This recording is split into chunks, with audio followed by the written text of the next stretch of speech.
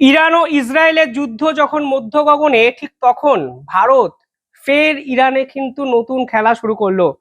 ভারত স্পষ্টত এখানে বুঝিয়ে দিচ্ছে যে গোটা বিশ্ব যুদ্ধ নিয়ে ভাবলেও ভারত এক্ষেত্রে শুধু তার জাতীয় স্বার্থকে রক্ষা করার জন্য যা করা উচিত ঠিক সেটাই করছে। একদিকে যখন মধ্যপ্রাচ্যের একাধিক দেশের সঙ্গে সম্পর্ক জোরদার করে ভারতের জ্বালানি সংকট মোকাবিলা করছে ভারত, ঠিক তখন ইরানের সঙ্গে কমিউনিকেশন বিল্ড আপ করে চাবহার পোর্ট রেলওয়ে ট্র্যাক তার নতুন করে কাজ কিন্তু শুরু করে দিল কালকে থেকে। এবং এই চাবহার পোর্ট রেলওয়ে ট্র্যাক ভারতের কিন্তু অত্যন্ত গুরুত্বপূর্ণ এক স্ট্র্যাটেজিক আউটফিট এবং ভারতের ডিপ্লোম্যাটিক যদি পয়েন্টে ব্যাখ্যা করেন তাহলে নিঃসন্দেহে এক মাস্টার স্ট্রোক। এবং এই চাবাহার পোর্ট রেলওয়ে ট্র্যাক ইরানের যেটা ভারত এখন করতে চলেছে এবং যার কাজ কালকে থেকে নতুনভাবে ইরানের সরকারের সঙ্গে ফাস্ট ট্র্যাক অর্থাৎ দ্রুত গতিতে করার সিদ্ধান্ত ভারত নিয়েছে, তা কিন্তু একসঙ্গে তিনটে দেশকে পাল্টা দেওয়ার জন্য যথেষ্ট। পাকিস্তান, চীন ও আমেরিকা, যারা কোনো অবস্থায় চায়নি ইরানের সঙ্গে ভারতের এই ধরনের railway track connectivity build up হোক, কারণ এই কানেক্টিভিটি যদি বিল্ড আপ হয় তাহলে একই সঙ্গে তিনটে দেশকে কিন্তু সরাসরি চ্যালেঞ্জ জানাবে ভারত। আজকের এই ভিডিওতে আমি ডিটেইলিং আলোচনা করব যে ভারত এক্স্যাক্টলি কালকে থেকে কি করতে চলেছে এবং আন্তর্জাতিক স্তরে কেন ভারতের এই পদক্ষেপ নিঃসন্দেহে চমকপ্রদ এবং কিভাবেই বা পাকিস্তান, চীন এবং আমেরিকা এই তিন রাষ্ট্রকে এক ঢিলে কার্যত উড়িয়ে দিতে চলেছে ইরানে ভারত সরকার। ভিডিওটি শেষ অবধি দেখবেন, আর যারা ভিডিও দেখছেন তাদের ছোট্ট একটা অনুরোধ, চ্যানেলটিকে ভালো লাগলে একটু সাবস্ক্রাইব করবেন, পাশে থাকা বেল আইকনটি ক্লিক করবেন। অনেকে আমাদের ভিডিওর তলায় কমেন্ট করছেন যে আমাদের ভিডিও নাকি নিয়মিত আপনার কাছে পৌঁছচ্ছে না। একটাই সলিউশন, নিয়মিত কমেন্ট করবেন, যা ইচ্ছা লিখুন, খারাপ ভালো, তাহলে ইউটিউব আমাদের ভিডিও প্রতিদিন আপনার টাইম লাইন অবধি রেকমেন্ড করবে। ভিডিওটি শেষ অবধি দেখবেন। এতদিন যদি ভারতবর্ষের সঙ্গে আফগানিস্তানের কোনো সম্পর্ক তৈরি করতে হতো, মানে ধরুন আফগানিস্তানকে যদি আমরা কিছু জিনিস পাঠাতে চাইতাম তাহলে পাকিস্তানই ছিল আমাদের একমাত্র অবলম্বন, অর্থাৎ পাকিস্তানকে কাজে লাগিয়েই আফগানিস্তান অবধি পৌঁছতে হতো ভারতকে। চাবহার পোর্ট, যা কিনা ইরানের অবস্থিত অত্যন্ত গুরুত্বপূর্ণ একটি বন্দর, এই চাবহার পোর্টের সঙ্গে সম্পর্ক নতুন করে তৈরি করে ভারত কিন্তু পাকিস্তানকে সম্পূর্ণভাবে বাইপাস করার সিদ্ধান্ত নিল। এবং আফগানিস্তানে যদি এই ধরনের স্ট্র্যাটেজিক্যালি ভারত ডমিনেন্স তৈরি করতে পারে তাহলে কিন্তু ভারতের জন্য সেন্ট্রাল এশিয়ার অ্যাক্সেসও নিঃসন্দেহে খুলে যাচ্ছে। একটি ম্যাপ আমি আপনাদের দেখাচ্ছি, ফলে আপনাদের বুঝতে সুবিধা হবে কেন এই চাবহার পোর্ট এবং চাবহার পোর্টকে কানেক্ট করে রেলওয়ে ট্র্যাক ভারতের জন্য ইম্পর্টেন্ট। প্রথমত চাবহার পোর্ট, আপনারা ইতিমধ্যেই জানেন ভারত ইরানে এই বন্দরের বিপুল পরিমাণে ইনভেস্ট করছে এবং একাধিক বহু বাধার সম্মুখীন হওয়া সত্ত্বেও ইরানের এই বন্দরে ভারত কিন্তু নিজেদের স্ট্র্যাটেজিক্যালি ইনফ্লুয়েন্স বৃদ্ধি করতে তৎপর। কিন্তু যে খবর কালকে এলো তাতে বোঝা যাচ্ছে ভারত শুধু ইরানের এই চাবহার পোর্ট বন্দরেই আটকে নেই। চাবহার পোর্ট থেকে ভারত ইরানের আভ্যন্তরীণ একটি রেলওয়ে ট্র্যাক বিল্ড আপ করার চেষ্টা করছে এবং এই রেলওয়ে ট্র্যাক যদি ভারত বিল্ড আপ করতে পারে এবং এর কাজ যদি সম্পূর্ণ হয়ে যায় তাহলে ভারতের অ্যাক্সেস শুধু ইরানে নয়, ভারতের অ্যাক্সেস আফগানিস্তান হয়ে সেন্ট্রাল এশিয়াতেও খুলে যাবে। এই ম্যাপটিতে দেখুন পরিষ্কারভাবে চাবহার পোর্ট আপনারা তলায় দেখতে পাচ্ছেন। এই চাবহার পোর্টকে কেন্দ্র করে ইরানের উপর দিকে অর্থাৎ আভ্যন্তরীণে একটি রেলওয়ে ট্র্যাক তৈরি করছে ইরান সরকার ভারতের সঙ্গে যৌথ ব্যবস্থাপনায়। এই রেলওয়ে ট্র্যাককে বলা হচ্ছে চাবহার জাহেরদান রেলওয়ে লাইন, যেটি ইরানের আভ্যন্তরীণে অবস্থিত এবং এই রেলওয়ে ট্র্যাকে 700 কিলোমিটার রেল লাইন তৈরি করছে ভারত। যদি চাবহার পোর্টের করিডরটা আপনারা ব্যাখ্যা করেন তাহলে বুঝবেন এই রেলওয়ে ট্র্যাক অত্যন্ত গুরুত্বপূর্ণ ইম্পর্টেন্ট একটি ক্রিটিক্যাল ইনফ্রাস্ট্রাকচার হতে চলেছে ভারতের জন্য। চাবহার পোর্ট আপনারা দেখতে পাচ্ছেন ইরানের একদম প্রান্তিক একটি জায়গা, এর পাশেই অবস্থিত পাকিস্তানের গোয়ার্ডার পোর্ট। এই চাবহার পোর্ট থেকে জেহেরদান এর দৈর্ঘ্যটা হলো 1380 কিলোমিটার। এই 1380 কিলোমিটারের মধ্যে 700 কিলোমিটার রেল লাইন তৈরি করতে ভারত সহায়তা করবে ইরানকে। এই জেহেরদান অব্দি যদি রেল লাইন তৈরি হয়ে যায় তাহলে জেহেরদান থেকে জাহাজ এই 200 কিলোমিটার রাস্তা কিন্তু বাই রোড ট্রাভেল করবে ভারতের কোনো পণ্যবাহী গাড়ি। এই জাহাজ থেকে ফের আরো একটি স্ট্র্যাটেজিক পয়েন্ট ডেহরাম, এই ডেলেরহাম হলো আফগানিস্তানের অত্যন্ত গুরুত্বপূর্ণ একটি ঘাঁটি, আরো 200 কিলোমিটার রাস্তা। অর্থাৎ ইরানের সেই চাবাহার পোর্ট থেকে প্রথমে রেলপথে জেহেরদান, এবং জেহেরদান থেকে সড়ক পথে জাহাজ, এবং জাহাজ থেকে ডেলারাম, এই টোটাল কানেক্টিভিটি 1500 কিলোমিটারের বেশি কানেক্টিভিটি তৈরি করছে ভারত। এর ফলে শুধু ইরানে চাবাহার পোর্টে ভারত আটকে থাকলো না, ইরানকে কাজে লাগিয়ে রেল লাইন এবং সড়ক পথের মাধ্যমে আফগানিস্তান অবধি পৌঁছে গেল ভারত। এবং আফগানিস্তানে পৌঁছে যাওয়া মানে আফগানিস্তানকে কাজে লাগিয়ে সেন্ট্রাল এশিয়া একটা নতুন জায়গা কিন্তু ভারত এক্সপ্লোর করতে পারবে, এবং রাশিয়ার পাশে যত রাষ্ট্র আছে, কাজাকিস্তানের মতো রাষ্ট্র আছে, তাদেরকে সরাসরি অ্যাক্সেস কিন্তু ভারত করতে পারবে। এই যে টোটাল প্রজেক্টটির আমি কথা বললাম, সেই টোটাল প্রজেক্টটির ভ্যালু হলো $1500 মিলিয়ন, অর্থাৎ হিউজ ইনভেস্টমেন্ট।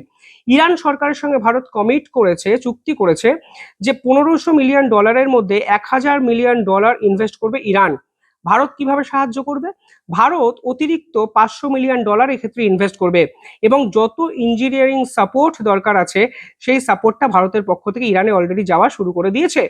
অর্থাৎ যুদ্ধ বিধ্বস্ত এক পরিস্থিতিতে গোটা বিশ্ব যখন নিজেদের বাঁচাতে হিমশিম খাচ্ছে, ঠিক তখন ভারত কিন্তু ডিপ্লোম্যাটিক চ্যানেল ওপেন করে চাবাহার পোর্ট রেলওয়ে কানেক্টিভিটি দ্রুত গতিতে শেষ করার দিকে এগোলো।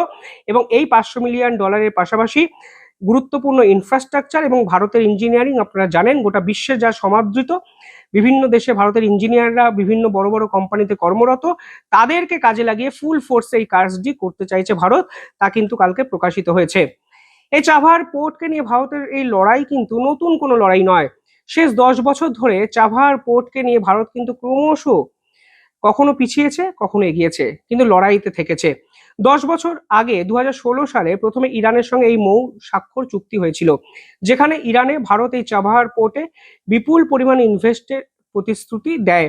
2018 সালে আমেরিকা উড়ে এসে জুড়ে বসে এবং চাবাহার পোর্টকে স্যাংশনের আওতায় নিয়ে আসে। ফলে ভারতের এই প্রজেক্ট বা স্বপ্ন কিন্তু স্থগিত হয়ে যায়। 2020 সালে ভারত কিন্তু ক্রমশ এই চাবাহার প্রজেক্ট থেকে পিছিয়ে আসছিল। পিছিয়ে আসার কারণ হিসাবে আমেরিকার এই ধরনের স্যাংশনই প্রধান কারণ হিসাবে গণ্য করা হচ্ছিল। কারণ আমেরিকার সঙ্গে ভারতের বিপুল পরিমাণে ব্যবসা বাণিজ্য হয়। যদি আমেরিকার সঙ্গে সংঘাতে ভারত সে সময় যেত, তাহলে ভারত কিন্তু আমেরিকার ট্রেড মার্কেটটা হারিয়ে ফেলতো। ফলে ভারত যেটা করা দরকার ঠিক সেটাই করেছিল 2020 সালে। 2024 সালে ভারত ফের এই চাবাহার পোর্ট ওরিয়েন্টেড একাধিক বিষয় নিয়ে ইন্টারেস্ট শো করে এবং ইরান সরকারের সঙ্গে কমিউনিকেশন চ্যানেল কিন্তু বিল্ড আপ করে। 2024 এই লং টার্মে কিভাবে চাবাহার পোর্টের অ্যাক্সেস ভারত পেতে পারে এ বিষয়ে একাধিক গুরুত্বপূর্ণ মিটিং ইরান সরকারের সঙ্গে হয়েছিল, কিন্তু ফের ডোনাল্ড ট্রাম্প ক্ষমতায় এলেন। সেপ্টেম্বর 2025 ফের চাবাহার পোর্টের উপর নিষেধাজ্ঞা চাপিয়ে দেয় আমেরিকা সরকার। যদিও কিছু মাস পরে, 6 মাস পরেই এই স্যাংশনের উপর ওয়েভার, অর্থাৎ কিছু শিথিলতা আমেরিকা সরকারের পক্ষে নিয়ে আসা হয়। কিন্তু ভারত তখনও বুঝতে পারছিল না যে এই আমেরিকা চাইছে এটা কি। কারণ এই আমেরিকা স্যাংশন করা মানে বা স্যাংশন করে দেওয়া মানে ভারত কোনো অবস্থাতেই চাবাহার পোর্ট বিল্ড আপ করলেও ইরানে এই চাবাহার পোর্টের অ্যাক্সেস পাবে না বা চাইলেও করতে পারবে না, কারণ আমেরিকার নিষেধাজ্ঞা ভারতের একাধিক কোম্পানির উপর সেক্ষেত্রে পড়তে পারত। ফলে ভারত ধীরে চলো নীতিতে বিশ্বাস করেছিল এবং আজকে 2026-এ এসে নতুন করে সেই প্ল্যানটিকে রিভাইভ করা হয় এবং ইরান সরকারের সঙ্গে fast track communication build up করে চাবাহার পোর্টের কর্মসূচি চালু করে দিল ভারত, যা নিঃসন্দেহে ভারতের ঐতিহাসিক একটা জয় বলা চলে এখনই দাঁড়িয়ে। এই চাবাহার পোর্ট যদি বিল্ড আপ হয়, তাহলে একাধিক গুরুত্বপূর্ণ করিডর ভারতের সামনে ওপেন হয়ে যাবে। দেখুন, ভারত যদি চাবাহার পোর্টে শুধু আটকে থাকতো, তাহলে সেন্ট্রাল এশিয়ার অ্যাক্সেসটা বা আফগানিস্তানের অ্যাক্সেস কিন্তু পেতো না। সেক্ষেত্রে আফগানিস্তানে যেতে হলে আমাদেরকে পাকিস্তানের উপর থেকেই যেতে হতো। ভারত এই রেল লাইনে ইনভেস্ট করেছে মানে ভারত স্পষ্ট বুঝিয়ে দিয়েছে যে ভারতের লক্ষ্য এবং ভিশন কিন্তু অনেক দূরে। চাবাহার পোর্ট মানে ইরানের অ্যাক্সেসের পর সেই পোর্টকে কাজে লাগিয়ে রেলওয়ে ট্র্যাক বিস্তার করে আফগানিস্তান এবং আফগানিস্তানের সামনের দিকে সেন্ট্রাল এশিয়া, অর্থাৎ এক উন্মুক্ত পৃথিবী ভারতের জন্য কিন্তু ওপেন হয়ে গেল এই ইনভেস্টমেন্টের পর। এই যে রেলওয়ে নেটওয়ার্ক বিল্ড আপ হচ্ছে, সেই রেলওয়ে নেটওয়ার্ক একসঙ্গে অনেকগুলো দেশকে কানেক্ট করতে সাহায্য করবে, ইরান, আফগানিস্তান, সেন্ট্রাল এশিয়া। ফলে আপনি বুঝতেই পারছেন ভারত কিসের জন্য এই বিপুল পরিমাণে ইনভেস্ট করতে হঠাৎ করেই ঝাঁপিয়ে পড়লো। এখানেই কিন্তু ভারতের অত্যন্ত গুরুত্বপূর্ণ একটি করিডর ভারত কিন্তু অনেক দিন ধরে পরিকল্পনা করেছে, যে করিডরের নাম international north south transport corridor. এই ট্রান্সপোর্ট করিডর তৈরি হলে ভারত এবং রাশিয়ার এক সহজ কানেক্টিভিটি বিল্ড আপ হবে সুয়েজ ক্যানেলকে এড়িয়ে গিয়ে। অর্থাৎ ভারত কিন্তু রাশিয়ার সঙ্গে সম্পর্ক বিল্ড আপ করতে পারবে এই রেলওয়ে ট্র্যাককে কমপ্লিট হলে, এবং পরবর্তীকালে এই ইন্টারন্যাশনাল নর্থ সাউথ ট্রান্সপোর্ট করিডরের সঙ্গে ভারতের পরিকল্পনা আছে চাবহার পোর্ট রেলওয়ে ট্র্যাককে একই সঙ্গে ইন্টারলিঙ্ক করে দেওয়া। অর্থাৎ ইরানকে কাজে লাগিয়ে ভারত কিন্তু সেন্ট্রাল এশিয়ায় এক ট্রান্সপোর্ট করিডর, বৃহত্তর নেটওয়ার্ক তৈরি করলো, যা কোনো অবস্থাতেই কম বড় প্ল্যানিং বা বড় জয় বলে মনে হচ্ছে না। অনেক বড় পরিকল্পনা ভারতের নিঃসন্দেহে। যদি এই ধরনের রেলওয়ে ট্র্যাক এবং ট্রান্সপোর্ট করিডর ইন্টারলিঙ্কড হয়ে যায়, তাহলে ভারত একাধিক ইউরেশিয়ান যে কান্ট্রিগুলো আছে তাদের অ্যাক্সেস খুব সহজে পেয়ে যাবে। দ্বিতীয়ত, সেন্ট্রাল এশিয়ান একাধিক কান্ট্রির অ্যাক্সেস ভারত পেয়ে যাবে, এবং বিভিন্ন ক্ষেত্রে ক্যাসপিয়ান সি অর্থাৎ ক্যাসপিয়ান সাগরের পূর্ব দিকের বহু কান্ট্রির বা বহু দেশের অ্যাক্সেসও ভারত খুব সহজে পেয়ে যাবে যদি এই ট্রান্সপোর্ট করিডর এবং রেলওয়ে ট্র্যাক একত্রে কাজ করে। এবং আফগানিস্তানের অ্যাক্সেস তো ভারত ইতিমধ্যেই পেয়ে যাবে। এবার এই ভিডিওতে ইন্টারেস্টিং কি কথাগুলো আছে, তা হলো তিনটে গুরুত্বপূর্ণ বিষয়। প্রথমত, পাকিস্তান, যে পাকিস্তান চেয়েছিল ভারত যেন সবসময় আফগানিস্তান যেতে হলে পাকিস্তানের উপর দিয়ে যায়, অর্থাৎ এই ট্রান্সপোর্ট করিডর তৈরি হলে পাকিস্তানের যে চাওয়া তা কিন্তু সম্পূর্ণ ভেস্তে যাবে, বিলীন হয়ে যাবে, এবং পাকিস্তান ভারতের কাছে ক্রমশ ইররেলিভেন্ট হয়ে যাবে। যেটুকু এই পাকিস্তানের রেলিভেন্সি ছিল তাহলে আফগানিস্তানের জন্যই। এখন যদি ভারত সরাসরি আফগানিস্তান অব্দি পৌঁছাতে পারে, তাহলে অটোমেটিকলি পাকিস্তানের ভ্যালু ভারতের কাছে থাকবে না, যেমন ছিল না। ফলে পাকিস্তানের কাছে নিঃসন্দেহে কিন্তু এই রেলওয়ে ট্র্যাক এবং চাবাহার পোর্ট রেলওয়ে কানেক্টিভিটি অত্যন্ত বড় ধাক্কা। দ্বিতীয়ত, চায়না। দেখুন, এই পার্টিকুলার চাবাহার পোর্ট থেকে কিছুটা দূরেই অবস্থিত গুয়াদার পোর্ট, যেটি কিনা পাকিস্তানে অবস্থিত। কিন্তু পাকিস্তানে এই গুয়াদার পোর্টকে কাজে লাগিয়ে চায়না কিন্তু একত্রে দুটো কাজ করে। প্রথম কথা, ব্যবসা বাণিজ্য করার জন্য গুয়াদার পোর্টকে তারা ব্যবহার করে, সেটা আমি আলাদা হিসাবে ব্যাখ্যা করছি। কিন্তু এই গুয়াদার পোর্টকে কাজে লাগিয়ে আরব সাগরের সার্ভিলেন্স চালায় চায়না, যেটা চীন বরাবরই করে যে কোনো দেশের বন্দরকে দখল করে। বাংলাদেশের মঙ্গলা পোর্ট দখল করেও তারা কিন্তু বে অফ বেঙ্গলের উপর সার্ভিলেন্স চালাবে। আজকে ভারত যখন এই চাবাহার পোর্টের অ্যাক্সেস পাবে, তাহলে খুব সহজেই চাবাহার পোর্ট থেকে ভারত পাল্টা গুয়াদার পোর্টে সার্ভিলেন্স চালাতে পারবে, এবং আরব সাগরে ডমিনেন্স বা ইনফ্লুয়েন্স বৃদ্ধি করবে ভারত।